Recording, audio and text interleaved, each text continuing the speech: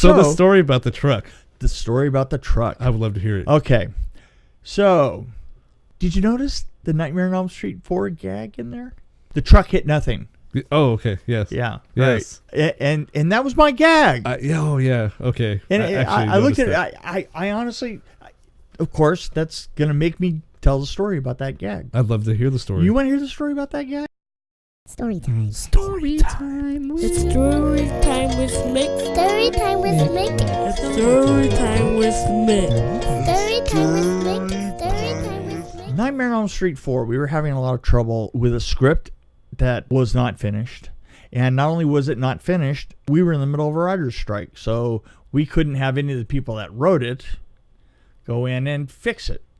So it kind of became a... basically, we built the film gag by gag. And we would sit down and certain gags just kind of like got worked out. And I'll tell you one that really got worked from scratch. And we kind of lost ourselves. It was the loop. Remember the loop? Yes. We're in a dream loop, yes, right? Yes. And we keep going around and around and around. Okay, here was the question. How do we get out of the loop? Right. Okay. And we had a couple of meetings about how to get out of the loop. And finally, we really had to just plain film something. It was getting desperate. And we had already filmed. We had them in the truck. We had them in the truck going down the road, right? We'd already done the loop 3 times. And we couldn't continue doing the loop. The Holy Trinity, right? Yeah, that's right. Yeah. But we couldn't get out of it. So we're in Peter Chesney's shop. And we were in there with all the guilty parties. Bob Shea was there. Rennie Harlan was there. Rachel was there. Transportation. Just everybody's there. And this time, we're going to figure it out. So now we start putting ideas on the table. And we're doing this again. And I'm not kidding. We're 2 hours into this meeting. We are just failing horribly. And we honestly, we had gotten to this point. We had Danny, what's the name of the character? Can't think of the name of the Danny Hassel plays it, okay? Right. So we've got him in the truck. He's going down the road. And now Freddy has to try and stop him. So at some point, after 2 hours in the meeting, we had him up in the air. The truck had turned into a jet airliner. Right. Freddy is all of a sudden his co-pilot. Yes, I remember this, yeah.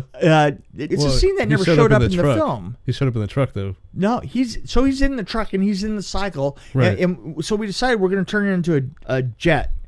I'm just after 2 hours, you just you're tired. You know, you're at the end of the day. You filmed all day anyway, and all of a sudden you're trying to make these decisions, and we're sitting, and they got so stupid. You know, is Freddy the stewardess? This was the argument. Pretty funny. But. This was Well, actually, the argument had come down to this: is we're in the middle of trying to decide if Freddy was going to be the stewardess or the co-pilot, right? Right. I mean, way stupid. And honestly, I kind of like did that thing where you get back away from the table and you put your head in your hands and you're just trying to divorce yourself. Like, and why am I here? Why am I here? And I said to myself, oh yeah, God, I just wish we could hit nothing at all. And I heard myself say it. And I opened my eyes and I looked out and everybody's looking at me. And I realized that I had used, well, you do know I have a handicap. I was born without. Yes. You've said it very loudly. I said it very loudly because I was born without an inside voice. And so everybody looks at me and I swear, the weirdest person. It's like some PA is sitting next to me, and he goes. I mean, he was like the least important person at the table. He looks at me and he goes, "Well, what would that look like?" And I was just kind of, because you know how I am. We're both hearing this the first time. Right. And so I was like, yeah, what would that look like? And I go, well, like it would just crash into nothing. Stop. And, Hit something that isn't there. And everybody's like tentatively going, well, but what do you mean? I mean, I said, well, imagine this. Imagine if we tied a cable that you couldn't see onto the bumper, tied it to something really heavy, went to the end of the cable, put a camera there, and then ran the truck at 60 miles an hour to the end of the cable. What would it look like? It would look like you were hitting nothing.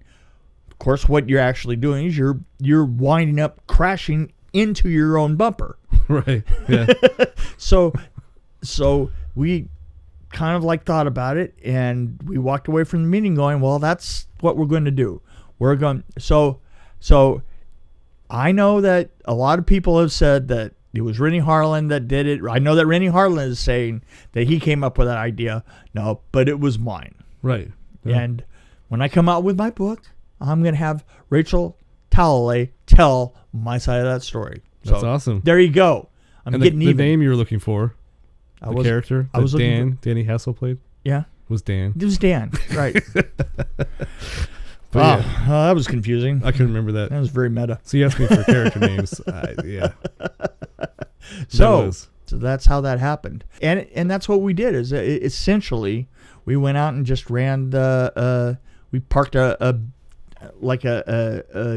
D7 Caterpillar, and instead of to get motion out of it, we actually kind of had to run a point with a cable and a pulley to pull the truck. Right, But yeah. it still remained just like it was in my head at the very beginning. I mean, basically, the truck had a big bumper on it, and we just tied it to a something heavy and ran it to the end of the cable, and it looked great. Yeah. I mean, it was a lot of fun. It was a lot of fun to have come up with that in that meeting and then see it happen. There was a couple of things on that film that And you start seeing that in other movies. Yeah, well, yeah, he's Like you said in an earlier podcast, we talk about how things kind of start showing up. Yeah, things show up. Yeah, that's true. All right, I'm gonna punch his ticket in.